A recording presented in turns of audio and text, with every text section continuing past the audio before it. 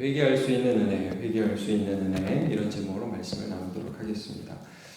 에스겔 13장은 하나님의 말씀을 듣지 못한 상태에서 자기 마음에서 지어낸 것으로 백성들에게 하나님의 말씀이다 이렇게 거짓말로 속여서 말하는 선지자나 여자들에 대한 죄악에 하나님이 심판하신다 이런 내용입니다. 그러니까 지도자들, 특별히 종교인들, 선지자라고 하는 사람들이 하나님의 말씀을 대언해야 되는데 하나님의 말씀을 대언하는 게 아니라 말로는 하나님의 말이라고 그러는데 실제는 그냥 자기 마음에서 지어낸 말이죠.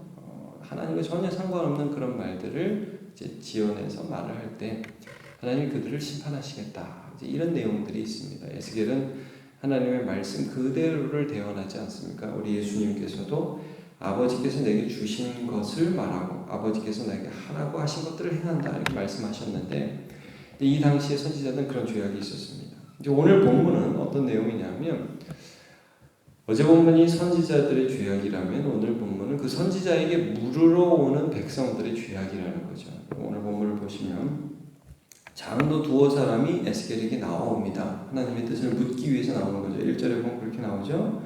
근데 하나님께서 그들에게 하나님의 말씀을 이제 대언하시기 전에 그 물으러 오는 자들이 가진 죄악에 대해서 지적을 하십니다. 자, 2절 본절 보시면 여호와의 말씀이 내게 임하여 이르시되 이제 이 사람들이 자기 우상을 마음에 들이며 죄악의 걸림돌을 자기 앞에 두었으니 그들이 내게 묻기를 내가 조국민들 용납하랴 말씀을 합니다.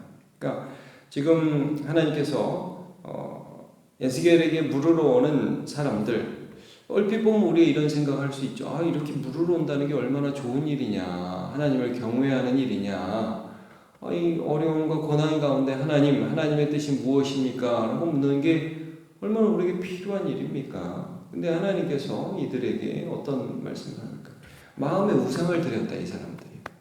그러니까 하나님께 물으러 오지만 그들의 마음 가운데에는 하나님 아닌 다른 그 신에게 그 의지하는 마음을 그대로 갖고 있는 상태에서 하나님께도 한번 물어보지 이런 겁니다.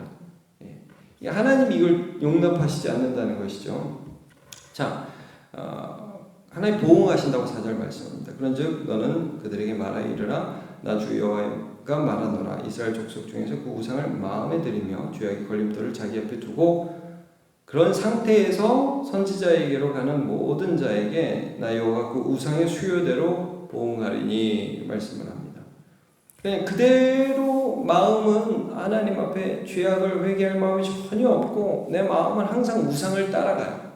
마음이 간절히 원하는 거는 세상의 우상이고 내 욕심이에요. 겉으로는 하나님께 그냥 가끔 물어봐요. 하나님이 응답하시지 않는다 이런 말씀을 해주고 있죠. 여러분 이런 예가 구약성경에 보면 누가 있냐면 사울이라는 사람이 있습니다. 왕 사울 기억하시죠? 이스라엘 초대 왕인데 이 사람 관심은 처음에 이제 겸손하기 시작하죠. 그러나 나중에 점점 자기의 왕 자리를 지키는데 혈안이 되어서 아말렉 족속을 치라고 완전히 진멸하는 하나님의 명령을 지키지 않고 계속해서 왕 자리에 집착하다가 나중에 사무엘이 이제 죽어요. 하나님과의 관계가 틀어지고 근데 블레셋이 길보아산 이제 전투를 앞두고 막 사람들이 모여 있는데 너무 마음이 다급한데 물어볼 사람이 없는 거예요. 사무엘이 죽으니까 이게 이 사람이 어떻게 합니까? 자기가 신접한 여인 이 땅에 우상 섬기는 사람 모두 다 쫓아냈는데 그 엔돌에 가가지고 신접한 여인을 찾아가죠. 아주 묻습니다. 사무엘의 죽은 사무엘의 혼을 올려내라. 그래가지고 그게 진짜 사무엘인지 가짜인지 하여튼 사무엘한테 물어보고 그렇게 하죠. 하나님이 그렇게 하는 사울을 끊어버리십니다. 그러니까 마음에 하나님을 경외함이 없는 거예요. 그냥 다급한 거예요. 그러니까 물어보는 거죠. 지금 이제 이 이스라엘 장로들도 마찬가지입니다. 하나님을 경외하지 않습니다. 그냥 다급한 거예요. 그러니까 오는 겁니다. 하나님이 그들을 네가 어떻게 나한테 왔니? 잘했다 그러지 않고 끊어버리시겠다. 엄중한 말씀을 지금 하고 계신 것입니다. 여러분 이런 예들 또 하나만 제가 예를 들게요. 성경에 보면 이제 출애굽할 때 이스라엘 백성들이 금송아지 만들잖아요. 그때 아론이 만들기는 만듭니다. 아론이 금송아지를 만들어요. 근데 그 아론에게 백성들이 하나님을 만들어내라 라고 요구하죠. 이런 겁니다. 그러니까 계속해서 그들의 마음 가운데는 야, 하나님이든 뭐 다른 신이건 상관없다. 우리를 좀 여기 어려운 데서 회복시켜 주시고 좀 도와줄 수 있고 떡이나 줄 수 있고 그런 신이면 된다. 여러분, 예수님이 오병이어의 기적을 베푸셨습니다. 떡 5개 물고기 2마리로 5,000명을 먹이셨죠.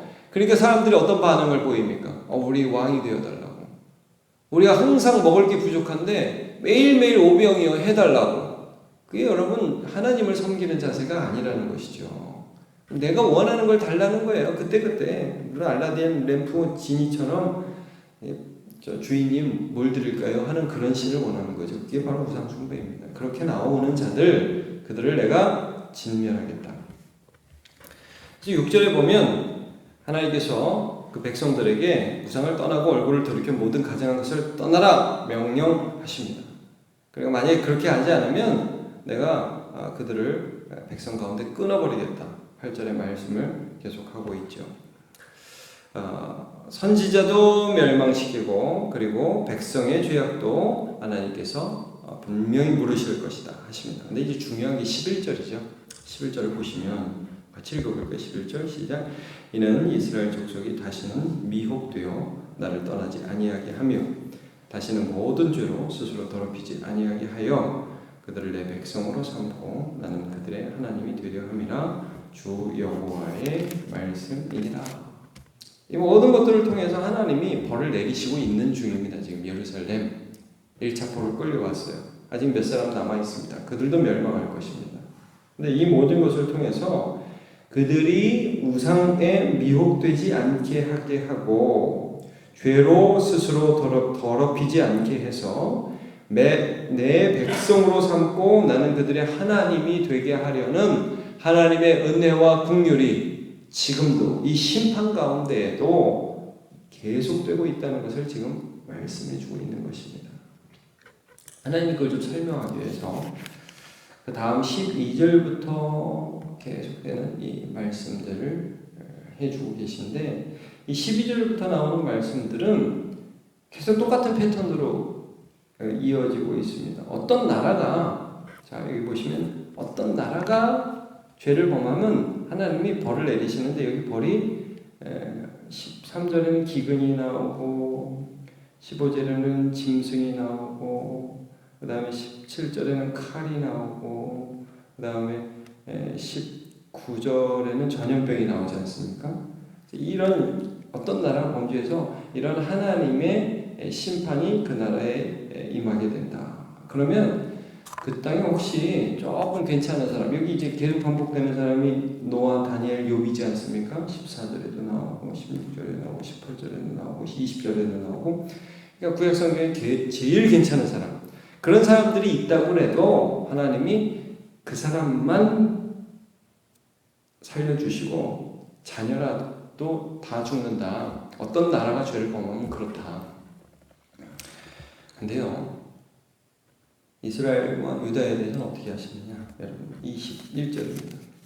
21절 주 여호와께서 이같이 이르시되 내가 나의 4가지 중한 벌 곧 칼과 기근과 사나운 짐승과 전염병을 예루살렘에 함께 내려 사람과 짐승을 그 중에 끊으리니 그애가 더욱 심하지 아니하겠느냐. 근데 이 예루살렘에서는 이걸 4가지를 한꺼번에 다 주셨다는 거예요. 지금 칼, 기근, 짐승, 전염병. 근데 이렇게 우상 숭배하고 하나님을 떠난 백성들에게 하나님 이런 심판을 하시는데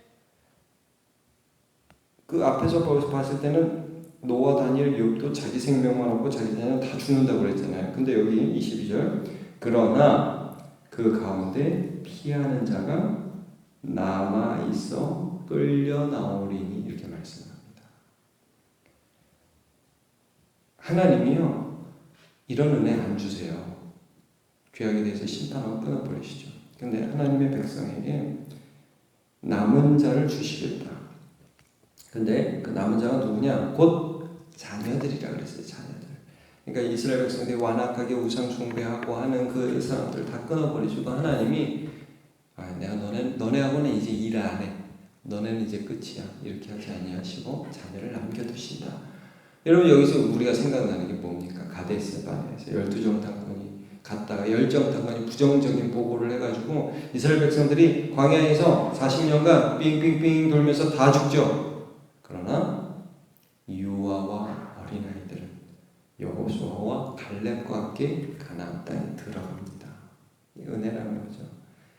죄악을 제거해 버리시고 그리고 하나님의 백성 다시 삼으시려는 하나님의 인자와 긍휼이 무궁하시기 때문에 그들이 진멸되지 않는 것입니다. 이게 그들에게 위로가 될 것이라고 말씀합니다. 여러분 그 다음 절 보시면 그 다음 절 22절 마지막 절이죠. 너희가 그 행동과 소행을 보면 내가 예루살렘에 내린 재앙 곧 그 내린 모든 일에 대하여 너희가 위로를 받을 것이다. 이런 말씀합니다. 또 23절도 너희가 그 행동과 소행을 볼 때 그들에 의해 위로를 받고 내가 예루살렘에 간 모든 일이 이유 없이 하는 것이 아닌 줄 알리라 주의 말씀이니라. 이게 무슨 말씀이냐면 이제 아이들이 와가지고 죄를 회개하고 여러분 그 아이들 가운데 그런 아이들 가운데 물론 1차 포로로 끌려온 사람들이었지만 다니엘이라든지 에스더라든지 수많은 나중에 그 포로 기환할 때에 수많은 지도자들이 나오지 않습니까? 이런 사람들의 삶을 보면서 삶 가운데 하나님을 경외함이 있잖아요. 이제 여기서 이 백성들이 어떤 걸 누리느냐 이런 거예요. 여러분 지금 에스겔서 이 초반부의 배경은 1차로 백성들이 바벨론에 망해서 포로로 끌려갔고 예루살렘은 일부 남아있다고 그랬죠. 이제 이 사람들이 나중에 또 완전히 멸망할 거거든요. 근데 이 사람들이 지금 무슨 생각을 하냐? 포로로 끌려온 사람들은 이런 생각이 있는 거예요. 와, 하나님이 우리를 심판하셨다. 그리고 여기 남아있는 사람은 와, 우리는 하나님의 은혜를 받았다. 이런 생각이 있는 거예요. 그러니까 이 포로로 1차로 끌려온 사람들 가운데는 어떤 생각이 있어요? 우리는 정말 버림받은 사람이다. 우리는 아무것도 아니다. 우리는 패배자다. 이런 생각이 있었잖아요. 근데 하나님 지금 에스겔을 통해서 이런 말씀하는 거죠. 남아있는 애들 더 괜찮지 않아? 얘들 우상 숭배하고 있는데 그 죄악 회개하지 않으니까 내가 멸망시켜버릴 거야. 지금 상황이 거기 남아있다고 거기에 남아있다고 괜찮은 거 아니야. 근데 여기서 완전히 멸망하고 유아들이 끌려 나올 때 너희가 그것을 보면서 하나님이 우리를 버리지 않으셨구나. 이걸 알게 될 거야. 그리고 너네가 위로를 받을 거야. 그리고 너희 안에 죄악을 끊어버리는 하나님의 역사가 임할 거야. 이 말씀해 주시는 거죠. 그러니까 여러분 오늘 본문은 무엇이냐? 그냥 쉽게 이겁니다. 회개하라 이거 회개하라. 거기 남아 있다고 그래서 우리는 괜찮아. 거기서 죄 짓고 있으면 그 사람도 망한다 이거죠. 너희가 끌려왔는데 여전히 죄악 가운데 있으면 너네도 망한다. 지금은 하나님의 은혜가 너네들에 대해 있어서 완전히 멸망해야 되는데 멸망하지 않고 살아있는 이 동안에 회개해라. 죄악을 버려라. 그리고 하나님께 나와라. 그러면 삶을 주신다. 신약성경에 보면 예수님께서 이제 빌라도의 어떤 그 잔혹한 행위나 실로암이라는 그 곳에서 망대가 무너져서 여러 사람이 죽는 사건에 관하여 이런 말씀을 하시는 장면이 있습니다. 제가 누가복음 13장 1절부터 5절을 읽어드리겠습니다. 그때 마침 두어 사람이 와서 빌라도가 어떤 갈릴리 사람들의 피를 그들의 제물에 섞은 일로 예수께 아뢰니 대답하여 이르시되 너희는 이 갈릴리 사람이 이같이 해 받음으로 다른 모든 갈릴리 사람보다 죄가 더 있는 줄 아느냐?